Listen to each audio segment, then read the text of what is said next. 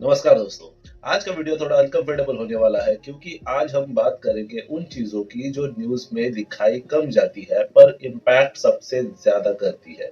एक तरफ बोला जा रहा है सब चंगा सी, रुपया स्टेबल है, डेवलपमेंट हो रही है, और दूसरी तरफ रियलिटी यह है कि रुपया गिर रहा है, एलपीजी महंगा हो रहा है, फ्लाइट लग्जरी बन रही है और आम आदमी का बजट टूट रहा है।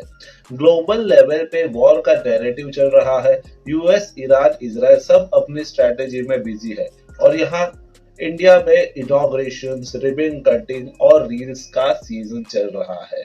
तो आज का सवाल सिंपल है, क्या हम सच में प्रोग्रेस कर रहे हैं या बस सिर्फ उसका ट्रेलर ही देख रहे हैं? रुपए की हालत देखकर अभी ऐसा लगता है कि रीमोनेटाइजेशन करना पड़ेगा। नए नोट लाने पड़ेंगे जिसपे मोदी जी के फोटो होंगे। हटा दो बापू को, बापू ने कुछ नहीं किया इस देश के लिए, आजादी हमें ऐसे ही मिल गई। हमें अब विश्व गुरु जी का फोटो चाहिए नोट पे, और बाजू में दो तीन मोर भी दिखा देना। और उस नोट पे साइन होगा निर्मला ताई जी का, जो उस नोट की गारंटी लेगी। जिस तरह रुपया गिर रहा है, लगता है कुछ दिनों में डोनाल्ड ट्रंप उसे टॉयलेट पेपर जैसे यूज करेंगे, जिसपे मोदी जी का फोटो होगा। इनकी ये रुपए गिरने की पीछे की चुप्पी काफी दर्दनाक हो रही है पूरे देश को। और वैसे भी निर्मला ताई ने तो बोल दिया है रुपए ठीक चल रहा है, वो भी संसद में।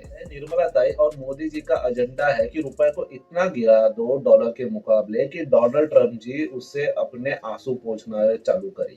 एक चीज मैंने नोटिस की है कि मोदी जी की न्यूज जब भी होती है तो सिर्फ किसी ट्रेन या रोड की इनॉग्रेशन के लिए या फिर किसी इलेक्शन रैली के लिए। वो हमेशा फोटोशूट या रील्स बनाते हुए दिखेंगे। इसके अलावा कोई और न्यूज नहीं रहती। क्या ये आप लोग भी नोटिस कर रहे हैं? कोई भी सीरियस या अर्जेंट मैटर पे भाई का कोई कमेंट नहीं होता। No talks, no discussion, no press conference. ये सच में सिर्फ रिबन काटने के लिए ही प्रधानमंत्री बने हैं। और हाँ, लोगों का सोशल मीडिया ब्लॉक करने के लिए। ये थोड़ा मेरे लिए भी रिस्की है, पर मैं हमेशा सोचता हूँ कि इनके पीछे सूत्रधार कौन है। अगर आपको ये पता होगा कौन ये सब चला रहा है तो प्लीज नीचे कमेंट्स में बता देना। आज फिर से एलपीजी सिलेंडर ने अपनी औकात दिखा दी। कमर्शियल गैस एकदम 195 महंगा हो गया। मतलब 19 केजी सिलेंडर अभी 2000 क्रॉस करके 2080 पे पहुंच गया। पर टेंशन लेने की जरूरत नहीं है क्योंकि घर का सिलेंडर अभी भी 913 पे स्टेबल है। मतलब आम आदमी को सीधा मैसेज है, तुम घर ही बैठो, बिजनेस करने की कोशिश मत करना, सोचना भी मत।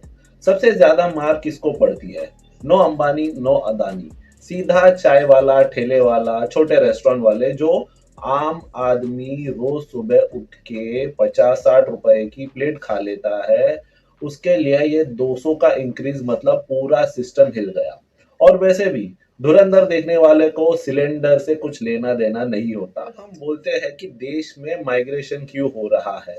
आप किसी भी रेलवे स्टेशन पे चले जाइए, मुंबई के, दिल्ली के, कलकत्ता के, तो सिंपल है। जब शहर महंगा हो जाता है तो लोग वापस गांव चले जाते हैं। मुंबई, दिल्ली, कोलकाता, ये सिटीज में लोग काम के लिए आते हैं और ये सारे बिहार, यूपी, बंगाल इस स्टेट से होते हैं। और जब ये लोग चले जाते हैं ना, तो शहर का डेवलपमेंट मॉडल बस व्हाट्सएप स्टेटस जैसा रह जाता है। सडनली लेबर कम हो जाते हैं, काम रुक जाता है, पर न्यूज में क्या दिख रहा है? Inauguration, ribbon cutting, speeches and new tea garden मजे। कोई भी स्टेशन चले जाइए, वहां आपको प्रवासी मजदूर ट्रेन पकड़ते हुए दिखाई देंगे क्योंकि गैस महंगा हो गया है। यूट्यूब पर ही कुछ वीडियोस है जहां पे आपको इसका पूरा अंदाजा आ जाएगा, जहां पे लोग कोशिश कर रहे हैं उनका इंटरव्यू लेने की और वो अपनी दिक्कतें बता रही है। मेन स्ट्रीम मीडिया आपको यह कभी नहीं दिखाएगा क्योंकि वो चाहते ही नहीं आपको सच्चाई दिखे। टीवी पे ये बोला जाएगा कि एलपीजी सिलेंडर की कोई कमी नहीं है, पर जो आदमी रास्ते पे है, ठेले पे खाना खा रहा है, उसे ही पता है कि क्या हालत है। कमर्शियल सिलेंडर 5,000 4,000 ब्लैक में बिक रहा है और इसके पीछे के कारण ये है कि अवेलेबिलिटी नहीं है। अलग लेवल की हिस्टोरिक मोमेंट हो रही है एविएशन इंडस्ट्री में इंडिया की। एविएशन टरबाइन फ्यूल एक ही दिन में इतना महंगा हो गया कि सीधा 2 लाख क्रॉस कर गया। अब 2.07 लाख पर किलो लीटर हो चुका है। कल तक जो चीज 96,000 में आ जाती थी, आज ऑलमोस्ट डबल हो चुकी है। रीजन, वेस्ट एशिया का क्राइसिस। ईरान ने स्ट्रेट ऑफ हॉर्मुज ब्लॉक कर दिया, ग्लोबल ऑयल सप्लाई हिल गया, और फिर वही pattern, global tension, local tension. इसका सीधा इम्पैक्ट एयरलाइंस पर पड़ेगा, क्योंकि उनका 30 से 40% खर्चा फ्यूल होता है।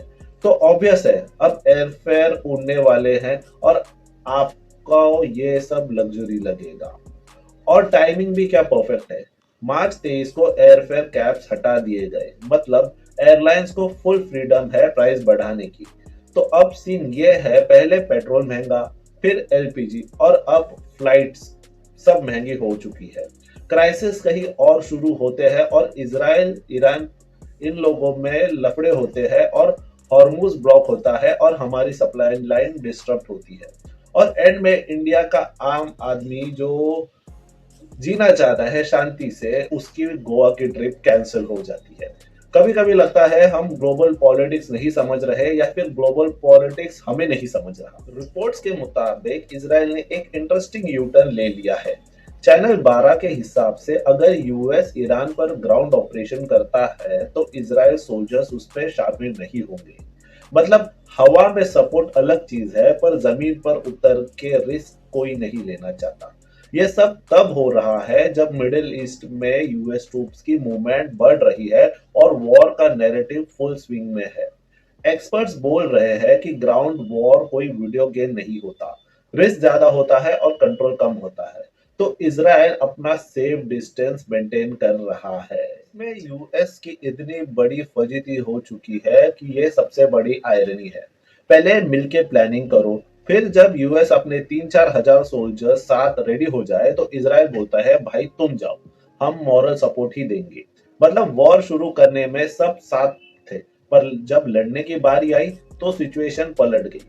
ये सिचुएशन देख के लगता है जियोपॉलिटिक्स नहीं चल रही, ये फुल पीआर स्ट्रेटजी चल रही है। और बीच में सबसे ज्यादा ऑकवर्ड कौन लग रहा है?